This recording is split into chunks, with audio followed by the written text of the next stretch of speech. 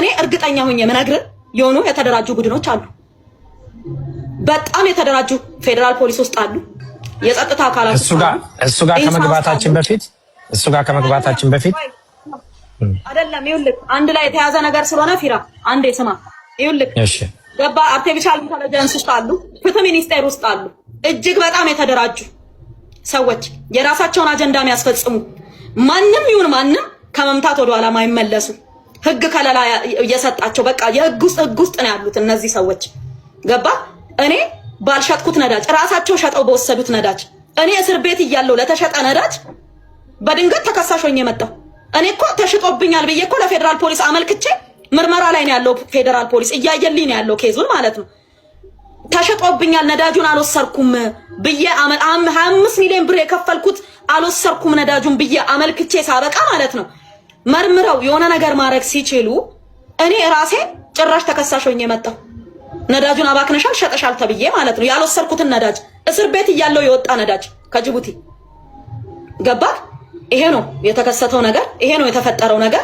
እንደማንኛውም ሰው በሚዲያ ነው ያየሁት። በዛ ላይ ደግሞ ልክ እንደጠፋው ቆይ እኔ አንድ ጥያቄ ልጠይቅ። ፊንቴክ ኢንቨስትመንት ስለ ፊንቴክ ኢንቨስትመንት ስናወራ ዋናው መስራቹ ሰውዬ ማን ነበረ ስሙ? ዋናው ሰውዬ ፊንቴክ እኮ ግርማይ ገብረ ሚካኤል ነው የሚባለው የሳውዝ አፍሪካው ዋንጫ ያዘጋጀ የነበረው ግርማይ። ነገ ሰው እንሆናለን፣ ታክሲ ሰርተን እንለወጣለን። የተለያየ ንብረት ሸጠው ከየትም ከዘመድ ከወገንም አስቸግረው በጣም ምስኪን ወገኖቻችን ወስደው ያስረከቡትን ገንዘብ 1.6 ቢሊዮን ብር ይዞ ጠፋ የተባለ ሰው ነው። ክስ ከተመሰረተበት 2 ወር አልፎታል። ይሄ ሰውዬ ወንትር ተብሎ ተለጥፎ አይተው ታውቃለህ? ተፈላጊ ተብሎ ተለጥፏል። እስካሁን ድረስ አይተዋል? እሱን ሰው አላየኸውም? ስንት አይነት ሰው እያገቱ አፈርድም የሚያበሉ ሰላማችንን የነሱ መግቢያ መውጫ ያሳጡን።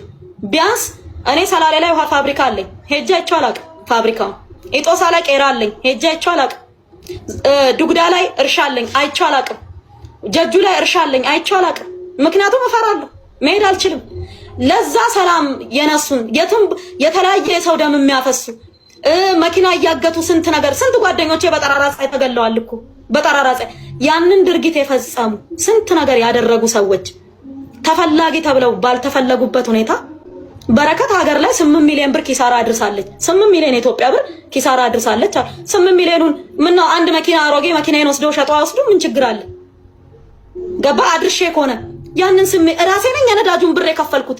ነዳጁን የወሰዱት ራሳቸው ናቸው፣ የሸጡት እነሱ ናቸው። እኔ እስር ቤት ነበርኩ በዛ ሰዓት ነዳጁ ሲሸጥ ማለት ነው። ገባ ያ በሆነበት ሁኔታ ማለት ነው እንዴት አሁን 8 ሚሊዮኑን ኪሳራ ያደረስኩት መንግስት ላይ ያልወሰርኩትን ነዳጅ አልወሰርኩም እኮ ነዳጁን። ለዛም በህጋዊ መንገድ ይሰጣት ይፈቀድላት ተብሎ የተፈቀደልኝን ነዳጅ ገባክ? የተፈቀደልኝን ነዳጅ ሳልጠቀም ሳልወስድ 8 ሚሊዮን ኪሳራ እንዴት ነው ያመጣሁት? እስቲ እንዴት ነው ያደረኩት? እኔ ነኝ እኮ የከሰርኩት። ብሬም ተወስዶ ነዳጄም ተወስዶ ሳልወስድ ምኑንም ነገር ሳልወስድ ባዶ እጄን የገባሁት ገባ? እኔ በረከት ነኝ። እንዴት አድርጌ ነው 8 ሚሊዮን ኪሳራ ሀገሪቷ ላይ ያደረኩባት? ገባ? እኔ ይሄንን የሰራቸውን ስራ የምታውቃቸው ናቸው። ዘርዝሬ ልናገር ብል ማለት ነው። ገባ? እኔ አንድ ነገር እንድትገነዘብልኝ ወይም እዚህ ጋር የሚሰማኝ ሰው እንዲገነዘብልኝ የምፈልገው አንድ ነገር አለ። ትምህርት ቤት ከአንድም 3 ገንብቻለሁ። ምገባ ማዕከል ከአንድም 2 ገንብቻለሁ። አንዱ በመጠናቀቅ ላይ ነው። ክሊኒክ ገንብቻለሁ። ለመከላከያ ረድቻለሁ። ለፌደራል ፖሊስ ረድቻለሁ። ጎፋ ላይ ችግር ሲደርስ ነበርኩ።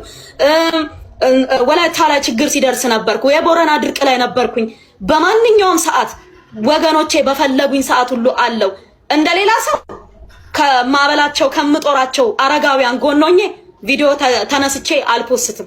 ምክንያቱም እግዚአብሔር ከመዘገበልኝ እግዚአብሔር ካየልኝ ይበቃኛል ብዬ ስለማስብ ሰዎቹንም ማሳቀቅ ስለማልፈልግ የምመግባቸውን ሰዎች 10 የማስተምራቸውን ህፃናት 10 እየቀረጽኩኝ መልቀቅ አልፈልግም ቪዲዮ። እነዚህ ህፃናት ነገ አድገው የት እንደሚደርሱ አይታወቅም። ስለዛ አበላቸው መገብኳቸው ብዬ ሰዎችን እያነሳው ቪዲዮ መለጠፍም መቅረጽም ማድረግም አልፈልግም። ከንጹህ ላቤ ከእርሻዬ አምጥቼ ከ1000 በላይ አረጋውያንን እጦራለሁ። 400 ህፃናትን መግቤ አስተምራለሁ። ኦሮሚያ ላይ 3 ትምህርት ቤት ገንብቻለሁ። አንደኛው ትምህርት ቤት በመጠናቀቅ ላይ ነው ያለው። ይሄንን አድርጌያለሁ። ምገባ ማዕከል አዲስ አበባ ላይ ትልቁን ምገባ ማዕከል የገነባሁት እኔ ነኝ። የአዲስ አበባ ከተማ በልማት የወርቅ ተሸላሚ ነኝ። ኦሮሚያ ክልል ከፍተኛ ስንዴ አምራች ተሸላሚ ነኝ። አርሲ ሊጣ ላይ ተሸላሚ ነኝ። አርሲ ላይ ተሸላሚ ነኝ። ደቡብ ክልል ተሸላሚ ነኝ። እውነት ለመናገር ከዛም አልፎ ተርፎ የአፍሪካ ስራ ፈጣሪ ሴቶች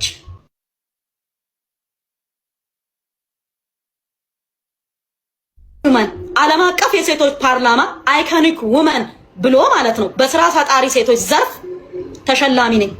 የ2025 ዱባይ ላይ ሄጄ ዋንጫ ይዤ መጥቻለሁ። እኔ በቅንነት ከማገልገል ውጪ ለምሳሌ እኔ እዚህ ጋር ብነግርህ ማለት ነው ቀጥሎ የምናወራ ይሆናል ስለሱ ጉዳይ አሁን አላነሳም። ቶ በኋላ እያወራን ስንሄድ አነሳለሁ። ውሃ መውሰድ ካለብሽ ውሰጂ። አንዴ ኮፒ ሊንክ አድርጉት። እኔም ውሃ ላምጣ 1 ደቂቃ እስከዛ